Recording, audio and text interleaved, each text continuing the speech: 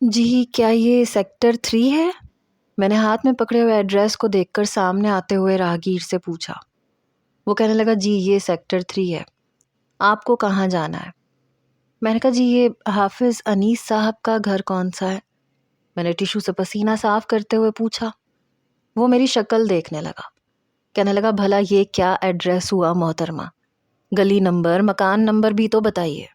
میں نے کہا گلی نمبر تو یہی ہے 7، البتہ مکان نمبر مٹ گیا ہے۔ وہ کہنے لگا اس کا آسان حل یہ ہے کہ گھروں کی تختیاں پڑھتی جائیں، جہاں حافظ انیس لکھا ہو اسی گھر کا دروازہ کھٹکھٹا دیجیے گا۔ یہ کہہ کے وہ شخص وہاں سے چلا گیا۔ مجھے اکیلے آنا ہی نہیں چاہیے تھا، روشنا ساتھ ہوتی تو یہ سب نہ ہوتا، لیکن اسے لگتا تھا کہ میں اکیلی کچھ نہیں کر سکتی، جیسے میں اس کے بغیر کچھ ہوں ہی نہیں۔ اس لیے میں ثابت کرنا چاہتی تھی کہ میں بھی بہت پر اعتماد ہوں، مجھے کسی سے ڈر نہیں لگتا، اور میں بھی سب کچھ کر سکتی ہوں، اس کے بغیر بھی کر سکتی ہوں۔ پتہ نہیں اپنے آپ کو کیا سمجھتی ہے، کہتی ہے کہ تم میرے بغیر لوزر ہو، اور مجھے یہ ثابت کرنا تھا کہ میں لوزر نہیں ہوں، اور پھر واقعی میں نے یہی کیا تھا۔ ہر گھر کی تختی پڑ رہی تھی۔ ابھی 4-5 گھر ہی گزرے تھے جب ایک نیم پلیٹ پہ لکھا تھا انیس ہاؤس۔ میں نے ڈور بیل بجا دی، لیکن 5 منٹ تک کسی نے بھی دروازہ نہیں کھولا۔ میں نے پھر سے ڈور بیل بجائی تو ایک مردانہ آواز سنائی دی، کون ہے؟ میں نے کہا جی دروازہ کھولیں۔ دروازہ کھلا تو ایک 26-27 سالہ نوجوان سامنے کھڑا تھا۔ بال بکھرے ہوئے تھے، شکل سے لگ رہا تھا جیسے نیند سے بمشکل جاگ کے آیا ہے۔ مجھے دیکھ کے کہنے لگا دیکھیں ہمارے گھر میں کوئی چھوٹا بچہ نہیں ہے، اگر آپ پولیو کے قطرے پلانے کے لیے آئی ہیں تو خدا کے لیے یہاں سے جائیں۔ اس نے باقاعدہ ہاتھ جوڑے تھے جیسے خاصا کوفت کا شکار ہوا ہو۔ میں نے کہا نہیں جی، میں یہ کہنے آئی تھی کہ کیا حافظ انیس صاحب یہیں رہتے ہیں؟ کہنے لگا یہ تختی نہیں پڑھی ہے آپ نے؟ میں نے کہا جی پڑھی ہے، تبھی تو آئی ہوں۔ کیا یہاں انیس صاحب رہتے ہیں؟ میں نے پھر سے تصدیق چاہی۔ کہنے لگا یہاں 3 انیس رہتے ہیں۔ پھر اس نے اپنی انگلیوں پہ گنوانا شروع کیا، اویس انیس، زین انیس، اور میں حسن انیس۔ آپ کو کس انیس سے ملنا ہے؟ مجھے یاد نہیں تھا کہ روشنا نے پورا نام کیا بتایا تھا، مجھے بس یہ یاد تھا کہ انیس ہاؤس مجھے جانا ہے۔ میں نے کہا اندر بیٹھ کے بات ہو سکتی ہے؟ میرا یہ کہنا تھا کہ اس نوجوان نے سر سے پیر تک مجھے دیکھا اور بڑی مشکوک نظروں سے دیکھا۔ کہنے لگا دیکھیں میں آپ کو ایسے کیسے اندر آنے کی اجازت دے سکتا ہوں؟ کیا پتا آپ کا کوئی واردات کرنے کا ارادہ ہو تو۔ نہیں ایسی کوئی بات نہیں ہے، میں گھبرا گئی۔ وہ کہنے لگا پھر بھی اگر آپ اپنا پرس مجھے چیک کروا دیں تو میں آپ کو اندر آنے کی اجازت دے سکتا ہوں۔ میں صرف یہ دیکھنا چاہوں گا کہ آپ کے پرس میں کوئی اسلحہ وغیرہ تو نہیں ہے۔ میں نے اپنا پرس اسے دے دیا۔ اس نے زپ کھول کے دیکھا، پھر زپ بند کر کے مجھے واپس پکڑا دیا اور خود بھی پیچھے ہٹ گیا۔ ویسے بھی اپریل کا مہینہ تھا، گرمی سے میرے پسینے چھوٹ رہے تھے، اور میں پہلی بار روشنا کے بغیر آئی تھی، اور وہ بھی کرائے پہ کمرہ لینے۔ میں جیسے ہی اندر آئی چھوٹا سا باغیچہ تھا، اور وہ لڑکا لاؤنج کے دروازے کے اندر جا چکا تھا۔ جب میں لاؤنج میں آئی تو مجھے کچھ خوف سا محسوس ہوا۔ روشنا نے تو کہا تھا کہ 65 سے 70 سالہ شخص کا گھر ہے، اور اس کے گھر میں اس کا بیٹا، بہو، پوتے پوتیاں سب رہتے ہیں، لیکن یہاں تو مجھے کوئی بھی دکھائی نہیں دے رہا تھا۔ وہ نوجوان مجھے ڈرائنگ روم میں لے گیا، کہنے لگا تشریف رکھیے، ٹھنڈا لیں گی یا گرم؟ میں نے کہا جی آپ کے گھر میں کوئی بزرگ ہیں تو پلیز انہیں بلا دیں، کیونکہ جن انیس صاحب سے میں ملنے آئی تھی وہ تو بزرگ ہی ہونے چاہیے تھے۔ پہلے اس نوجوان نے سر کھجایا، پھر کہنے لگا ہاں میرے چچا ہیں، کہیں تو انہیں بلا دوں۔ میں نے شکر کا سانس لیا کہ وہی انیس صاحب ہوں گے۔ میں نے کہا ہاں میں انہی سے ملنے آئی ہوں۔ کہنے لگا بلاتا ہوں۔ یہ کہہ کے وہ اندر چلا گیا۔ میں دل ہی دل میں سوچ رہی تھی کہ کمرے کی بات بھی کر لوں گی اور کرایہ بھی طے کر لوں گی، اور جب جا کے یہ ساری خبر میں روشنا کو سناؤں گی تو اسے پتہ چلے گا کہ میں بھی ڈرپوک نہیں ہوں، اس کے بغیر بھی بہت کچھ کر سکتی ہوں۔ اپنے اندر بڑا اعتماد سا پیدا ہوا تھا۔ گلا صاف کرنے کی آواز پہ میں چونکی۔ لیکن جب میں نے دروازے کی طرف دیکھا تو 28-29 سالہ نوجوان کھڑا تھا. آنکھوں پہ نظر کا چشمہ تھا، ماتھے پہ بل تھے. وہ مجھے کہیں سے بھی بزرگ نہیں لگ رہا تھا. وہ لڑکا جس نے دروازہ کھولا تھا وہ دوسرے نوجوان سے کہنے لگا، چاچو یہ محترمہ آپ سے ملنا چاہتی ہیں، کہتی ہیں کہ آپ کو جانتی ہیں. یہ سن کے وہ نوجوان میرے سامنے آ کے بیٹھ گیا. کہنے لگا، کون ہے آپ؟ 2 نوجوانوں کی موجودگی سے میں گھبرا گئی. اپنی عقل پہ تھوڑا افسوس بھی ہوا کہ منہ اٹھا کے اندر کیوں آ گئی. وہ پھر سے بولا، بتائیے محترمہ کون ہے آپ؟ میں نے کہا، آپ کون ہیں؟ کہنے لگا، بندہ ناچیز کو زین انیس کہتے ہیں، آپ کا تعارف؟ میں نے کہا، یہ کہہ رہا تھا بزرگ کو بلا کے لاتا ہوں، کیا کوئی مرد نہیں ہے گھر پہ؟ میں سب کچھ الٹا بول گئی. گھبراہٹ کے مارے میرے منہ سے الٹا سیدھا ہی نکل جاتا تھا. میری بات پہ دونوں لڑکے حیرت سے اچھلے تھے. زین حسن سے کہنے لگا، بھتیجے خاتون نے تو ہمیں مرد ہی سمجھنے سے انکار کر دیا. میں بری طرح سے پزل ہوئی. میرا مطلب کوئی بزرگ ہے؟ جب میں بہت زیادہ نروس ہوتی تھی تو ہکلانے لگتی تھی. زین نامی نوجوان کہنے لگا، اس وقت تو بزرگ کے طور پہ میں ہی آپ کو میسر آ سکتا ہوں، باقی بزرگ اپنے آفس میں ہوتے ہیں. اس نے میری نقل اتارنے کے انداز میں کہا. تو اس کا بھتیجا ہنسنے لگا. کوئی خاتون ہے آپ کے گھر میں؟ اس بار میری آواز یوں نکل رہی تھی جیسے اب بھی رو دوں گی. کہنے لگا، نہیں فی الحال خاتون گھر پہ نہیں ہے، لیکن ایک خاتون ہمارے گھر پہ پائی جاتی ہیں، لیکن آپ کس سلسلے میں آئی تھی؟ میں آ کے پچھتا رہی تھی. میں نے کہا، وہ مجھے کمرہ کرائے پہ چاہیے تھا.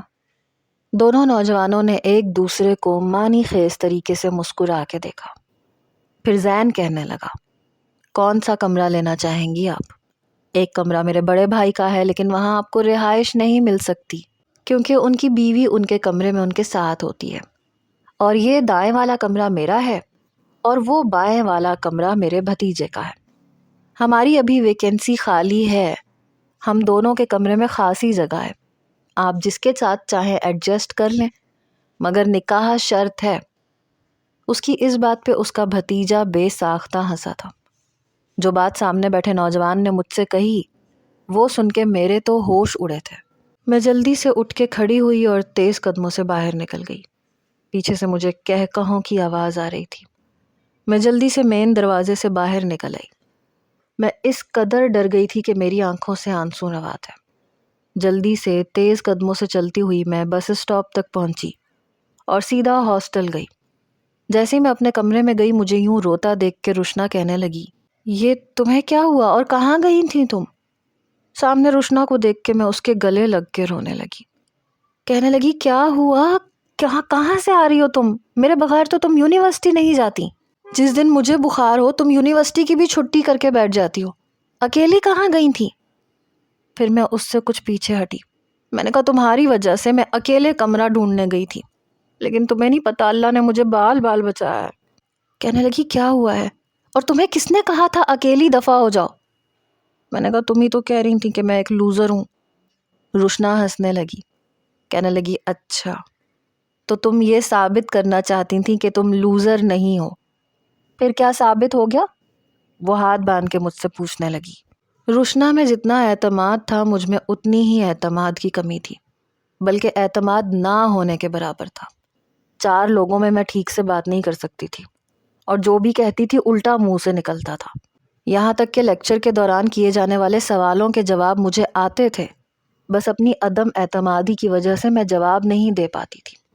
بلکہ اکثر میں روشنا کو بتاتی تھی کہ اس کا جواب یہ ہے، تم سر کو بتا دو. جب وہ مجھ سے کہتی تھی کہ تم بولو، کیا تمہارے منہ میں زبان نہیں ہے، تو میں اٹکنے لگتی تھی. سر کے سامنے اٹکنے لگتی تھی تو سر کہتے تھے کہ یا تو آپ ہکلا لیں یا آپ جواب دے دیں. یہ سن کے ساری کلاس مجھ پہ ہنسنے لگتی تھی اور مجھے اب لگتا تھا کہ جیسے میں بول ہی نہیں پاؤں گی. دراصل میں اپنے گھر میں سب سے چھوٹی تھی. میرے 7 بہن بھائی تھے اور میرا نمبر 8واں تھا. آپ یہ بھی کہہ سکتے ہیں کہ میں اپنے ماں باپ کی وہ اولاد تھی جو بس یوں ہی آ جاتی ہے، بن بلائے بن مانگے. سب سے بڑے 2 بھائی تھے، پھر 2 بہنیں تھیں. اس کے بعد پھر ایک بھائی، پھر 2 بہنیں، اور آخر میں 7 سال بعد۔ اپنے ماں باپ سے زیادہ میں اپنے بہن بھائیوں کے رحم و کرم پہ پلی تھی۔ یہ نہیں تھا کہ مجھے ہاتھوں ہاتھ لیا گیا تھا، بالکل بھی نہیں۔ بس میں بھوک کے مارے روتی تھی اور میری آواز سے تنگ آ کے کوئی نہ کوئی بہن میرے منہ میں فیڈر ڈال دیتی تھی۔ کیا مصیبت ہے، اس کا تو سپیکر ہی اتنا بڑا ہے۔ تھوڑی سی بڑی ہوئی، شاید 5 سال کی ہوں گی، جب بڑے بھائی کی شادی ہو گئی۔ ان کا سب سے بڑا بیٹا یعنی کہ میرا سگا بھتیجا مجھ سے 6 سال چھوٹا تھا۔ اس کے بعد تو جیسے گھر میں شور شرابہ وقت کے ساتھ بڑھنے لگا۔ میرے بھائی کے 2 بچے ہوئے، دوسرے بھائی کی شادی ہو گئی۔ اس دوران میری بہنوں کی بھی شادی ہو چکی تھی، پھر وہ بھی میکے آنے لگی۔ میں 10 سال کی تھی جب میری بھابھی اپنے بچے میری گود میں بٹھا دیتی تھی کہ تم تو فارغ ہی رہتی ہو، تم اسے سنبھالو۔ کبھی بڑی بہنیں میکے رہنے آتی تو ان کے بچے بھی مجھے سنبھالنے پڑتے۔ ایسا لگتا تھا جیسے میں کوئی آیا بن کے رہ گئی۔ میرا کوئی کمرہ نہیں تھا جہاں میں سکون سے رہ سکتی، پڑھ سکتی۔ ایک شور شرابہ تھا جو ہر وقت ہمارے گھر میں مسلسل رہتا تھا، کوئی پرائیویسی نہیں تھی۔ میری والدہ نے میری بڑی بہنوں کی میٹرک کے بعد ہی شادی کر دی تھی، اور جو 2 بہنیں مجھ سے بڑی تھیں ان کی شادی 12ویں جماعت کے بعد کر دی گئی۔ تیسرے بھائی کی شادی بھی ہو چکی تھی۔ کیونکہ میں کافی چھوٹی تھی اس لیے سب کے بچوں کو پالنے کی ذمہ داری مجھ پہ آ گئی۔ میری کوئی اہمیت نہیں تھی۔ مجھے جتنا پرسکون ماحول پسند تھا، خاموشی پسند تھی، اتنا ہی میری زندگی میں اس چیز کی کمی تھی۔ جہاں میری بہنوں کی شادیاں ہوئی تھیں ان کی فیملیاں بھی کافی بڑی بڑی تھیں۔ کس کے 3 دیور تھے، 4 نندیں تھیں، کسی کے 5 دیور، 2 نندیں، بس اسی طرح۔ مجھے تو گنتی تک یاد نہیں ہے، اور میں اتنی بڑی بڑی فیملیز سے بہت گھبراتی تھی۔ میں نہیں چاہتی تھی کہ میری والدہ میری بھی شادی 10ویں 12ویں جماعت کے بعد کر دیں۔ دوسرا، میں پڑھائی میں بہت اچھی تھی، بس ایک بار میری نظروں سے کوئی چیز گزر جاتی تو یاد رہ جاتی تھی۔ میں نے کبھی پیپروں کی تیاریاں رٹے مار مار کے نہیں کی تھی، بس ٹیچر کا لیکچر سنتی تھی، ایک بار دہراتی تھی اور دماغ میں فکس ہو جاتا تھا۔ لیکن اتنا ہی میں ڈرپوک تھی، کیونکہ سب کا روب مجھ پہ چلتا تھا، بھائیوں کا، بھابھیوں کا، بہنوں کا۔ کبھی کبھی تو میں سوچتی تھی کہ کاش میں پیدا ہی نہ ہوتی، کیا فرق پڑتا تھا، کچھ بھی تو نہیں۔ نہ میری ماں کو، نہ باپ کو، ان کی پہلے سے اولادیں موجود تھیں، کیا میں ان سب کی ڈانٹ ڈپٹ سننے آئی تھی؟ بس میرے بابا تھے جو مجھ سے محبت کرتے تھے۔ میری والدہ کا ارادہ تھا کہ 12ویں کا نتیجہ بھی ابھی نہیں آیا تو کوئی بات نہیں، رشتہ آ گیا ہے نا، شادی کر لینی چاہیے۔ اور رشتہ آیا بھی کس کا تھا؟ میری بھابھی کے بھائی کا، جو 10ویں پاس تھا، اور میں چاہتی تھی کہ میری شادی کسی تعلیم یافتہ نوجوان سے ہو، پرسکون ماحول میں جاؤں۔ مجھے یہ جنجال پورا پسند نہیں تھا، اور بھابھی کا خاندان اس سے بھی بڑا تھا۔ اس لیے میں نے بابا کے سامنے رو رو کے کہا کہ مجھے یہ شادی نہیں کرنی، بابا میں آگے پڑھنا چاہتی ہوں۔ میرے والد نے کہا کہ میں تمہارا داخلہ آگے کروا دیتا ہوں، تم جتنا پڑھنا چاہتی ہو پڑھ لو۔ لیکن میرے بھائیوں نے اور میری ماں نے بہت اختلاف کیا کہ بچی کو یونیورسٹی بھیجنے کا کوئی ماحول نہیں ہے، بلکہ میرے بھائیوں نے تو جھگڑا تک کیا تھا۔ میرے والد کہنے لگے کہ مجھے اپنی بیٹی پہ اعتبار ہے، وہ کچھ بننا چاہتی ہے، اسے پڑھنے دو۔ آج تک تم لوگوں نے اپنی ہی چلائی ہے، یہ کوئی ملازمہ تھوڑی ہے جو تم لوگوں کے بچے پالتی پھرے۔ پہلی بار مجھے لگا کہ شاید جو کچھ میرے ساتھ ہو رہا تھا وہ صرف مجھے ہی نہیں، میرے باپ کو بھی محسوس ہو رہا تھا، نظر آ رہا تھا۔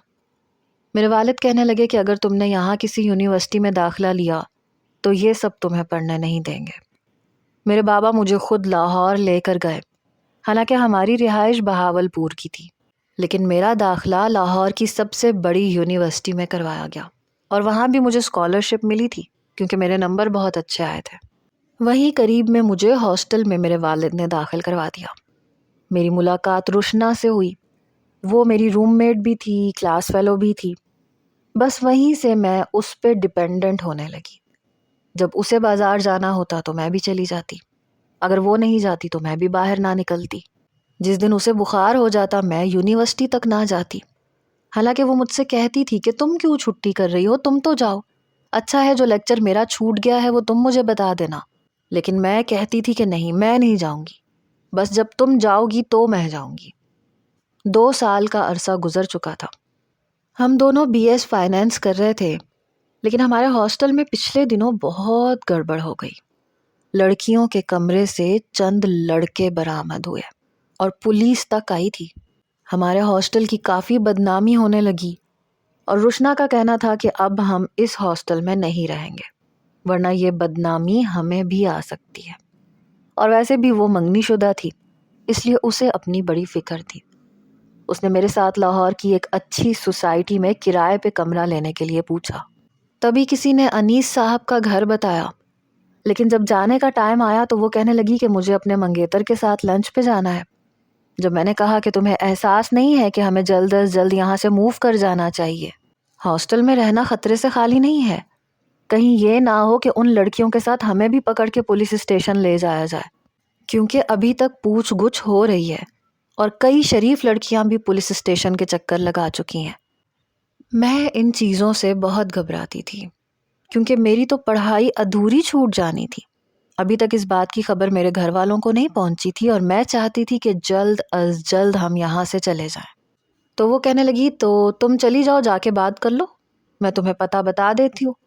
تم یہ کیوں چاہتی ہو کہ ہر بار میں تمہارے ساتھ جاؤں؟ ایک نمبر کی لوزر ہو تم، خود سے تمہیں کچھ نہیں کرنا آتا۔ اس کی باتوں پہ مجھے طیش آ گیا۔ مجھے کیا پتا تھا کہ اس کا نتیجہ یہ نکلے گا۔ ابھی بھی روشنا مجھے کڑے تیوروں سے دیکھ رہی تھی۔ جب میں نے اسے سارا قصہ سنایا تو کہنے لگی کس کے گھر میں گھس گئی تھی تم؟ میں تمہارے ساتھ جاؤں گی۔ اگلے روز وہ میرے ساتھ گئی۔ میں واقعی کسی غلط مکان میں چلی گئی تھی، کیونکہ اصل مکان اس گھر سے 5 گھر چھوڑ کے تھا، لیکن جب تک ہم گئے تب تک ان کا مکان کرائے پہ چڑھ چکا تھا۔ مجھے روشنا پہ بہت غصہ آیا۔ میں نے کہا یہ سب تمہاری وجہ سے ہوا ہے، ہمیں ایک بہت اچھے کمرے سے ہاتھ دھونا پڑ گیا۔ کہنے لگی کوئی بات نہیں، دیکھتے ہیں، کچھ کرتے ہیں۔ پریشان تو وہ بھی بہت تھی۔ میں نہیں چاہتی تھی کہ یہ خبر میرے گھر والوں تک پہنچے اور میرے بھائی مجھے واپس گھر بلا لیں۔ میرا گھر جانے کو دل ہی نہیں چاہتا تھا، کیونکہ ہاسٹل کا ماحول کافی پرسکون تھا، ویسی ہی خاموشی جیسی میں چاہتی تھی، کیونکہ بات صرف روشنا ہی کرتی تھی۔ مجھے تو زیادہ باتیں کرنے کا شوق ہی نہیں تھا، اور نہ مجھے شور شرابہ اچھا لگتا تھا۔ روشنا کہنے لگی اچھا بتاؤ وہ کون سا گھر تھا جہاں تم گئی تھی؟ میں نے کہا کیوں، تم نے کیا کرنا ہے جان کے؟ کہنے لگی پتہ تو چلے۔ ابھی ہم بات کر ہی رہے تھے جب پیچھے سے ایک گاڑی نے زور زور سے ہارن دیا۔ ہم ابھی ٹھیک سے پلٹ بھی نہیں پائے تھے کہ گاڑی سیدھی ہمارے ساتھ ہٹ ہوئی۔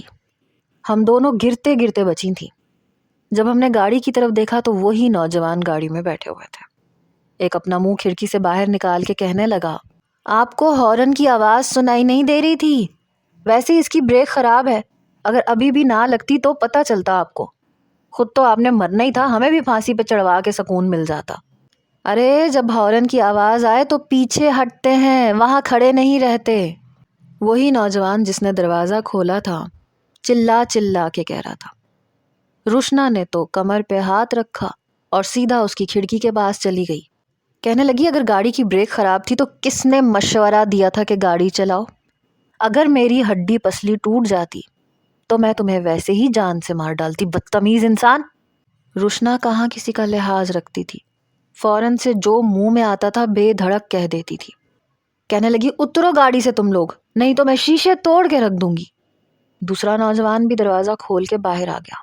کہنے لگا اے محترمہ، مجھ سے بات کرو، خبردار جو میرے چھوٹے اور معصوم بھتیجے سے کچھ کہا تو۔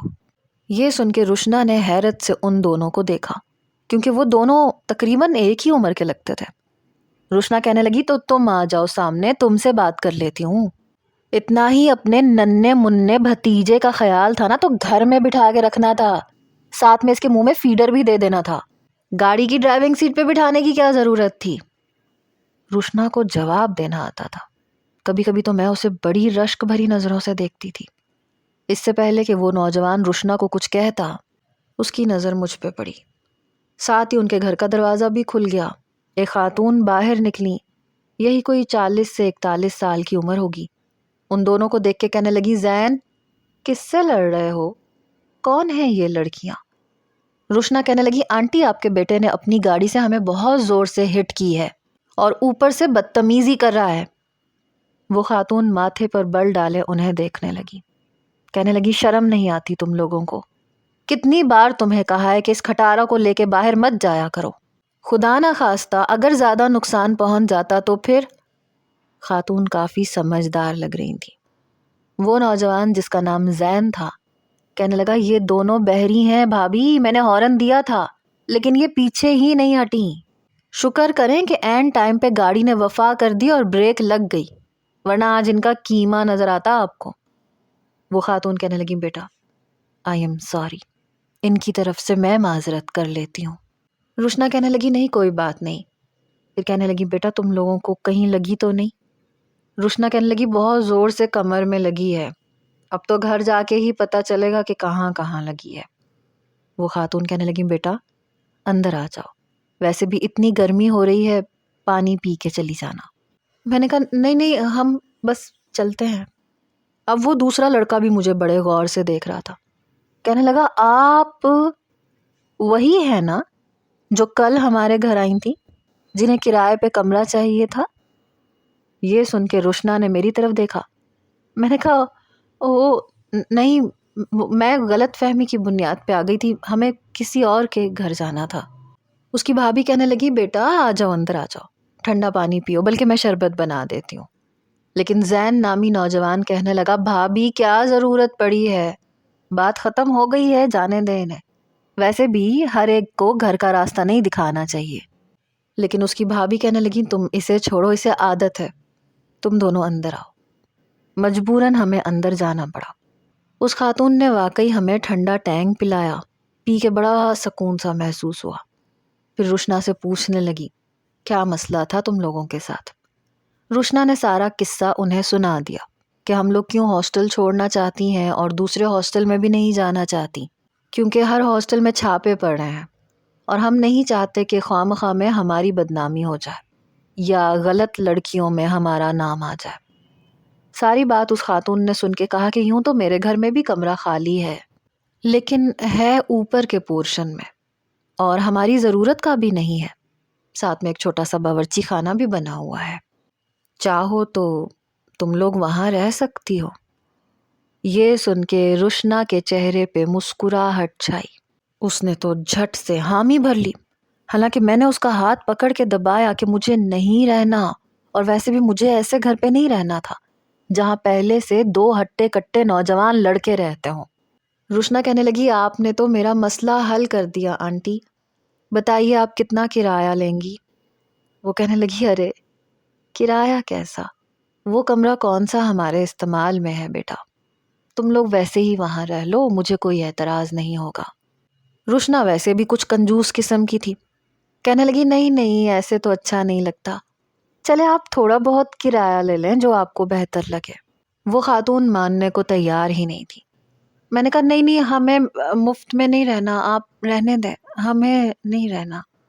میں نہیں چاہتی تھی کہ ہم وہاں رکیں، کیونکہ مجھے ان دونوں لڑکوں کی نیت کچھ ٹھیک نہیں لگتی تھی۔ جس طرح سے وہ لوگ اس دن ایک دوسرے کو دیکھ کے مسکرا رہے تھے، مجھے لگ رہا تھا کہ کریکٹر وائز وہ لوگ اچھے نہیں ہیں۔ روشنا کہنے لگی نہیں ہمیں رہنا ہے، ہم یہیں رہیں گے۔ بہرحال بہت بحث کے بعد یہ طے ہوا کہ ہم ماہانہ 10,000 انہیں دیں گے، حالانکہ وہ خاتون اس پہ بھی نہیں مان رہی تھی۔ روشنا نے تو ایسی جلدی مچائی کہ اسی دن سامان لے کے شفٹ بھی ہو گئی۔ مجبوراً مجھے بھی اس کے ساتھ آنا پڑا، لیکن میں بے حد فکر مند تھی۔ میں نے کہا روشنا تمہیں نہیں لگتا ہم نے جلد بازی میں غلط فیصلہ کر لیا؟ اس کے 2 دیور ہیں یہاں پہ، اچھا نہیں لگتا۔ وہ کہنے لگی تم تو بس ڈرتی ہی رہنا۔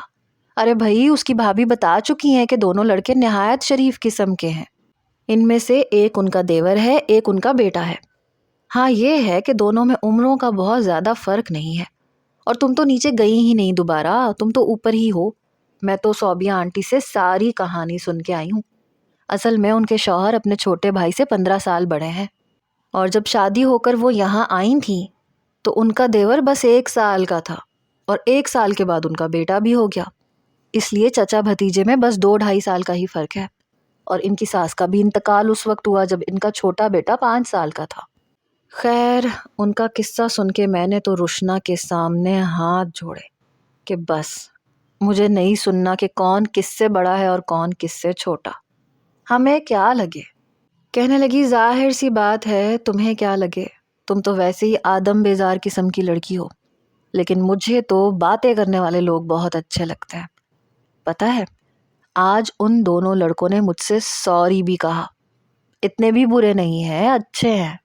رشنا تو فوراً سیدھی ہو گئی تھی، حالانکہ مجھے لگا تھا کہ جو کچھ ہوا ہے رشنا تو ان دونوں لڑکوں سے سیدھے منہ بات تک نہیں کرے گی۔ ہمیں وہاں رہتے ہوئے 8 دن ہو گئے تھے، لیکن نہ تو میں نیچے گئی تھی اور نہ ہی میری صوبیا آنٹی سے بات ہوئی تھی۔ البتہ رشنا روزانہ نیچے چلی جاتی تھی، شام کی چائے انہی کے ساتھ پیتی تھی اور گپیں مارتی رہتی تھی، کبھی کبھی تو رات کا کھانا بھی کھا کے آتی تھی۔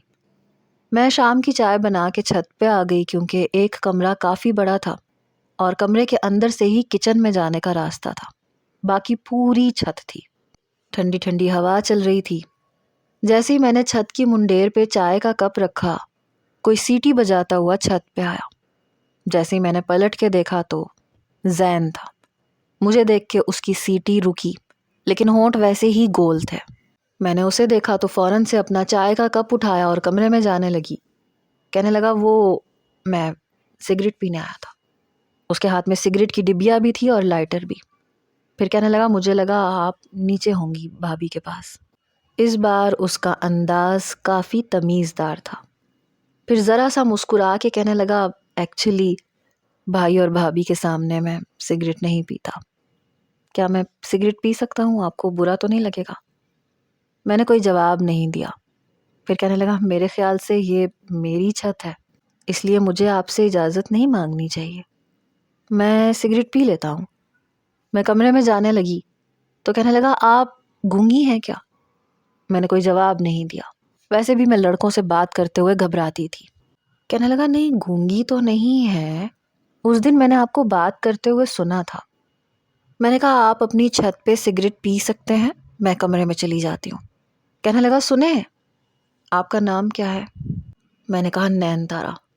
یہ کہہ کے میں کمرے میں چلی گئی اور دروازہ بھی بند کر دیا۔ کمرے کی کھڑکی کھلی ہوئی تھی جس سے چھت صاف نظر آ رہی تھی۔ وہ اب سگریٹ منہ میں دبا کر لائٹر سے جلا رہا تھا۔ تبھی اس کی نظر کھڑکی کے اندر مجھ پہ پڑی۔ میں نے فوراً سے رخ بدل لیا تو مسکرانے لگا۔ پھر اس نے میری طرف رخ نہیں کیا، چھت کی دیوار کی دوسری جانب اپنا چہرہ کر کے سگریٹ پینے لگا، ساتھ ساتھ سیٹی بجانے لگا۔ میں نے کمرے کی کھڑکی بند کر دی، لوفر کہیں کا۔ میں خالی کپڑے لے کے کچن میں رکھ آئی، رات کے لیے چکن بنانے لگی۔ کچھ ہی دیر میں رشنا بھی اوپر آ گئی۔ باہر سے اس کے زین کے ساتھ باتیں کرنے کی آوازیں آ رہی تھیں۔ کہنے لگا میں نے بتایا نا مجھے گٹار بجانا آتا ہے اور آواز بھی بہت اچھی ہے۔ یہ کہہ کے رشنا کہنے لگی واہ، تو چلو پھر سناؤ کچھ۔ کہنے لگا کھری کھری سنا دوں؟ رشنا ہنسنے لگی، کہنے لگی کبھی تو سیریس ہو جایا کرو۔ کہنے لگا سیریس ہوں میرے دشمن، میں کیوں سیریس ہونے لگا، میں بہت نان سیریس بندہ ہوں۔ حالانکہ وہ لوگ چھت پہ بات کر رہے تھے لیکن ساری آوازیں کچن میں آ رہی تھیں۔ پھر کہنے لگا تمہاری یہ دوست خاصی سڑیل مزاج لگتی ہے، میں نے آج تک اسے کبھی بھابھی کے ساتھ بیٹھے باتیں کرتے نہیں دیکھا۔ اور رشنا کہنے لگی نہیں ایسی بات نہیں ہے، بس ذرا پڑھاکو ٹائپ کی ہے۔ وہ کہنے لگا پڑھنے میں تو میں بھی بہت اچھا تھا، لیکن ہر وقت کمرے میں گھس کے کتابی کیڑا بنے رہنے کو میں پڑھاکو نہیں کہہ سکتا۔ رشنا کہنے لگی بس اسے شاید پسند نہیں ہے۔ کہنے لگا کیا پسند نہیں ہے؟ لوگوں میں بیٹھ کے باتیں کرنا؟ میرے خیال سے تو یہ لڑکیوں کا پسندیدہ مشغلہ ہے۔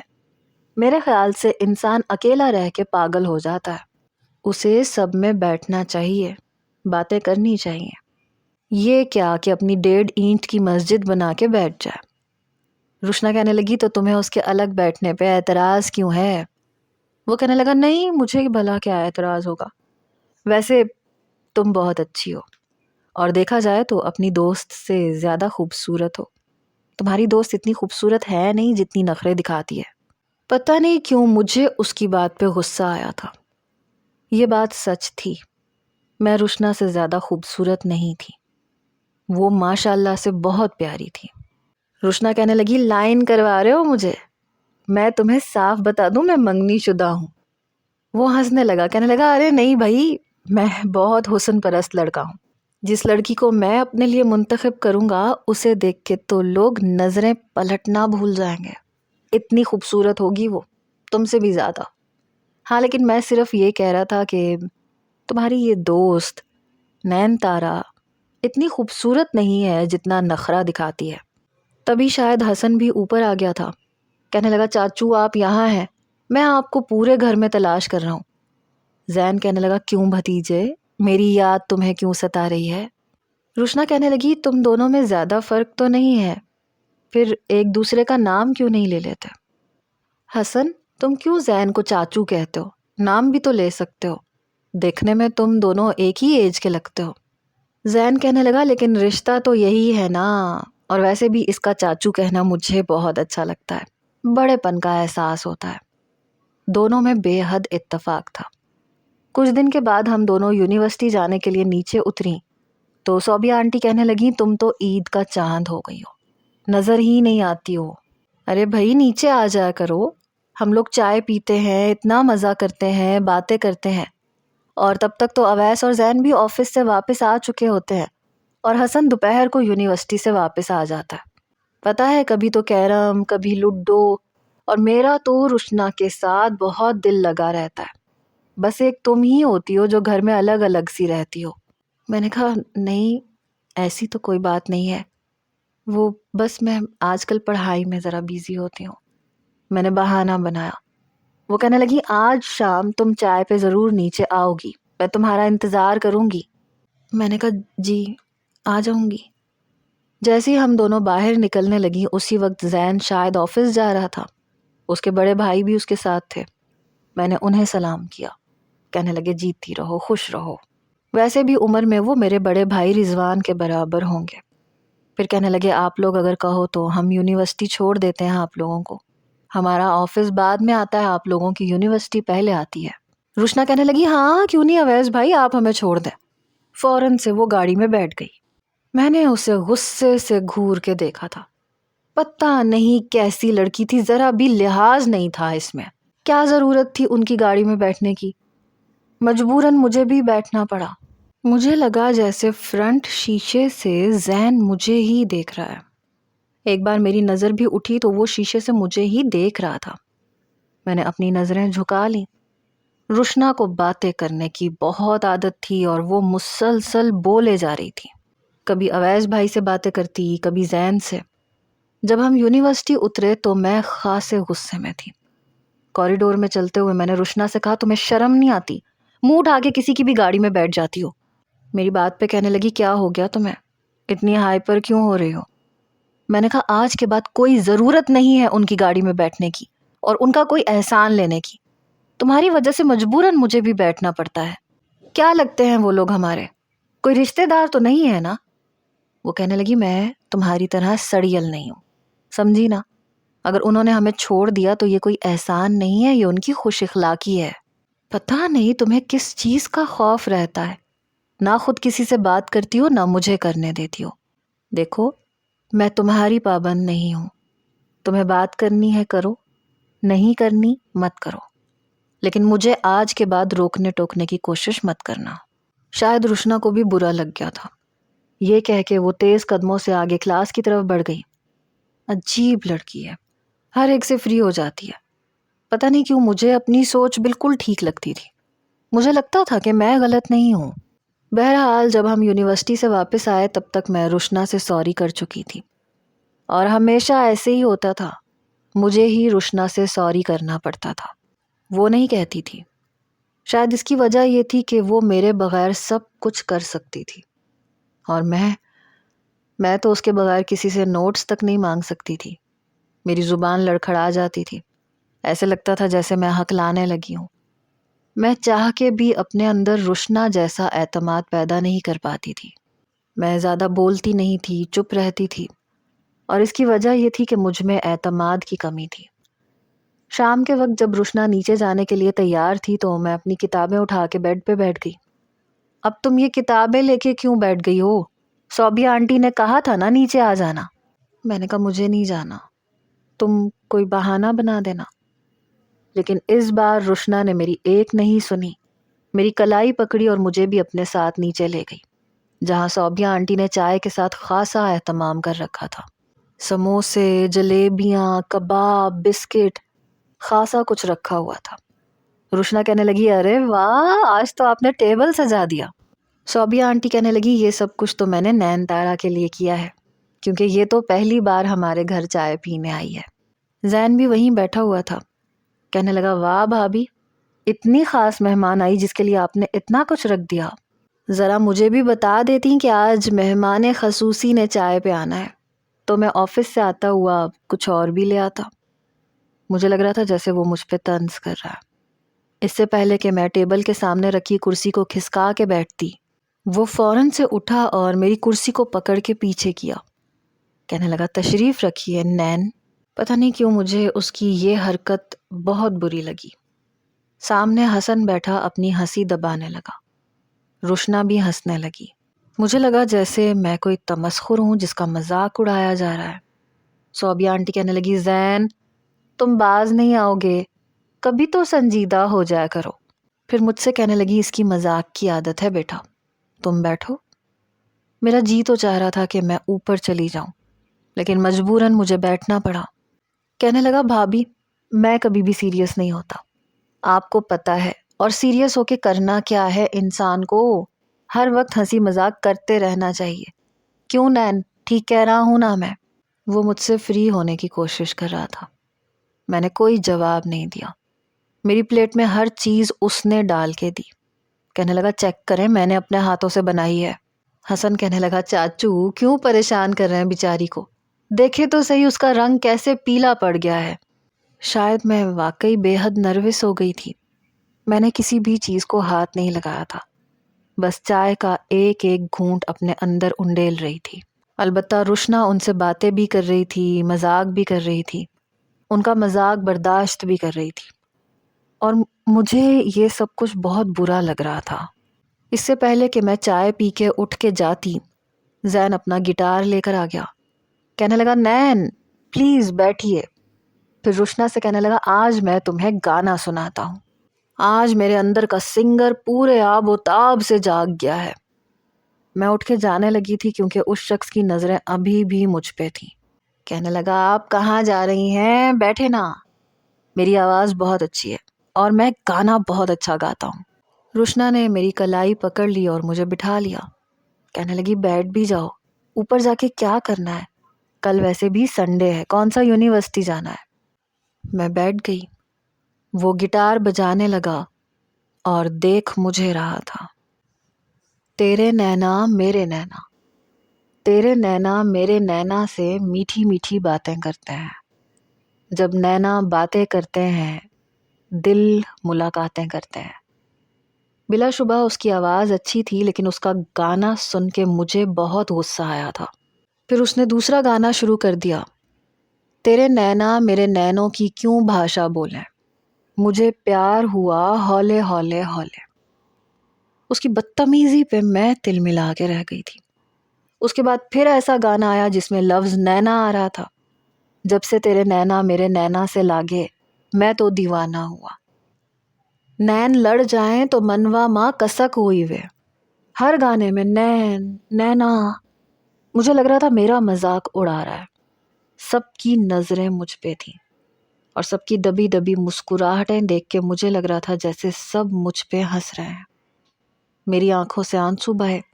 میں اٹھ کے تیزی سے اوپر کا زینہ چڑھ گئی۔ اچھا مذاق اڑایا تھا اس شخص نے میرا۔ میں سوچ چکی تھی کہ میں اب یہاں نہیں رہوں گی، میں یہاں سے چلی جاؤں گی۔ تبھی دروازے پہ دستک ہوئی۔ باہر زین تھا۔ کہنے لگا پلیز میری بات سنیں۔ میرا جی چاہا میں اس کا منہ توڑ دوں، اس لیے دروازہ کھولتے ہی میں نے اس کے